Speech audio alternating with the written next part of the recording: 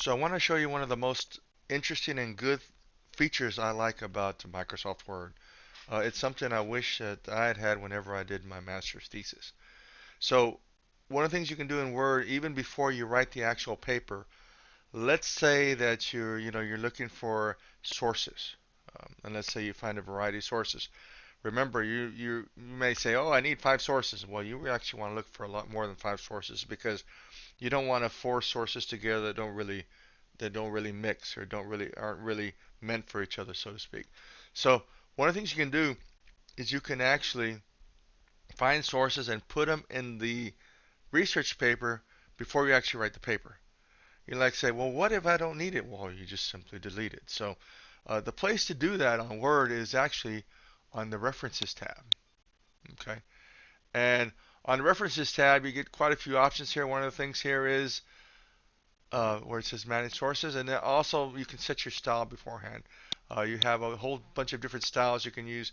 I'm going to go ahead and leave it on MLA. So I'm going to go to manage sources. And at this point, I don't have any sources in my master list. So what I'm going to do, and I'm going to pretend these are sources. I'm just going to make up names. Um, so let's say I want to put a new source. So I'm going to put new. And then you get to choose what style it is. Okay, let's pretend like it's a website. And let's say the name is Tom Potter that uses the website or created the website. And one thing to notice here is it tells you exactly what you need for that specific type of source. And it has a short version of the bibliography fields, and it has a long version of it. So, for example, let's say we're talking about the technological singularity. I'll just make some things up here. Let's say the name of the webpage is Robots Are Evil or Robotics is Evil.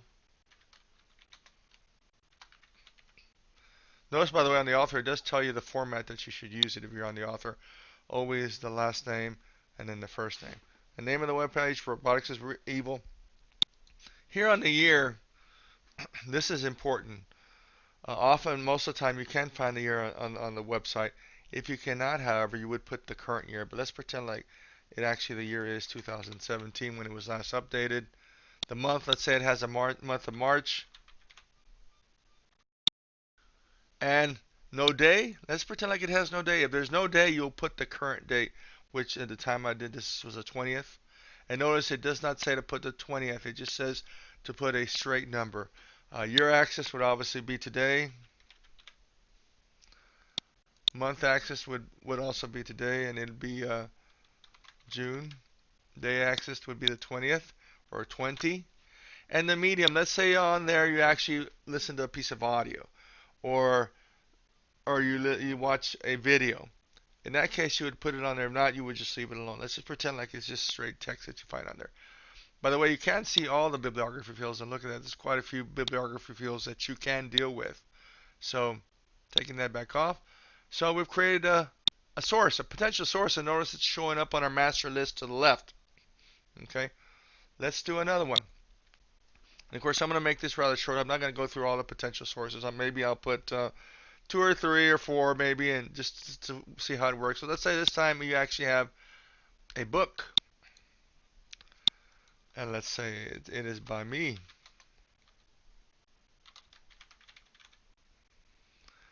And let's say the title was The Coming Singularity. And the year that it was published was 2017. A city in New York.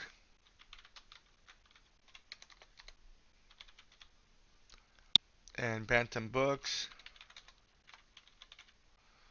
And let's say it was, or let's just say Bantam here. I'm getting rid of Bantam Books, sorry. Let's say that it actually was a hardcover. That's a medium, a hardcover book. So, okay, so we're going to add this. Excuse that background. So now we have 2. Okay. Let's go ahead and add another one. Let's do, for example, let's do another website. As many of you would probably use websites if you're doing papers in college, for example. Let's make up another name. Notice the formatting here. And I'm making things up. Last updated was 2018. There was no month, so I put the current month. There was no day, so I put the current day. Year axis, why is this important? This is important because when websites change, right? So the year axis was 2018, the month axis was June, day axis was the 18th, and the medium was, let's say it was just a standard medium. Okay, and let's look at what we did here. Let's go back here and look at the first one. Uh, I want to look at it. Let's edit it. Okay, so forth and so on. This is important, by the way. I may not have mentioned it because websites do change. They do change. And what if you put a source and somebody goes say, well, it's not what it was, and you say, well, when I was on that website, this is what it had. There's actually something called the Wayback Machine that you can search for. That if the website allows it, it will give you the previous versions of the website. Okay, let's do one more. Let's do one more source, and let's go ahead and do another book. Okay, and let's say the author is what would be a good author here? Uh, Davis John. The title was Robotics and Employment in the Future. And that is an interesting topic as part of what's going on or will be going on as far as potentially some social unrest and things of that nature. Let's be honest, a lot of robotic type machines are taking over many jobs. And that may only get worse in the future. Time will tell.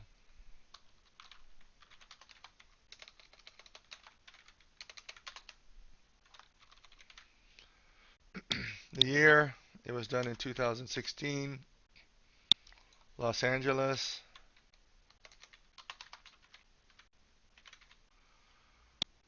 Harper. And let's say I had the Kindle edition. Okay. So click OK. So notice I now have 1, 2, 3, 4 in my master list. They're also in my current list. If I want to get rid of one, I can just get rid of it by deleting it. It'll still be in the master list. However, we're just going to run with this. And so I'm going to click close. So now we have our potential sources. Okay. So this is a really cool thing coming up right here. So let's say I'm writing. This is just going to be gibberish.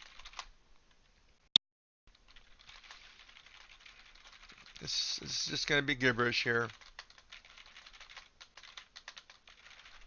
Just so I can show you some examples really quick.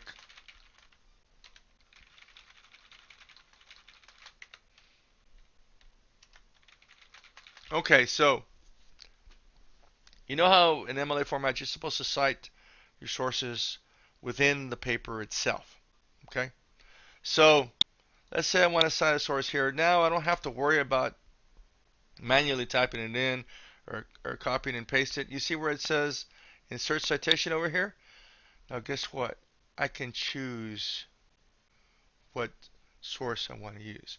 So last name. Okay, there's the last name.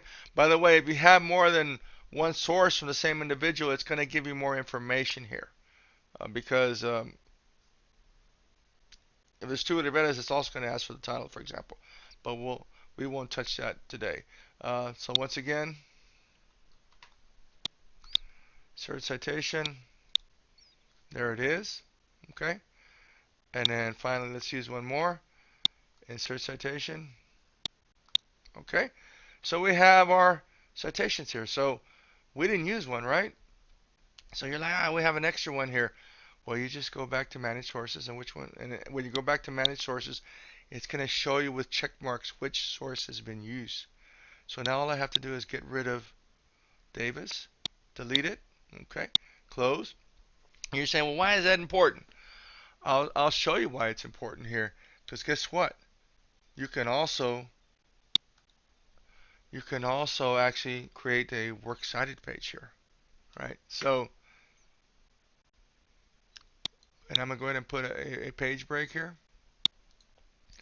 So let's say I'm ready and I want to do my works cited page or my bibliography, so I can go to once again to references, and you see where it says bibliography here.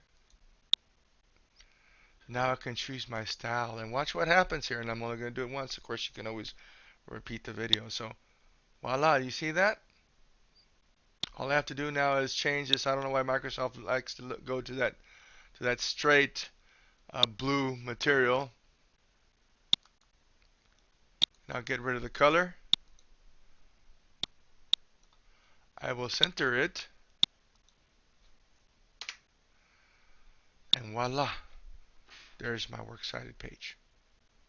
Okay, so this is just a little short video to kind of help you out just a little bit. So everybody have a good day.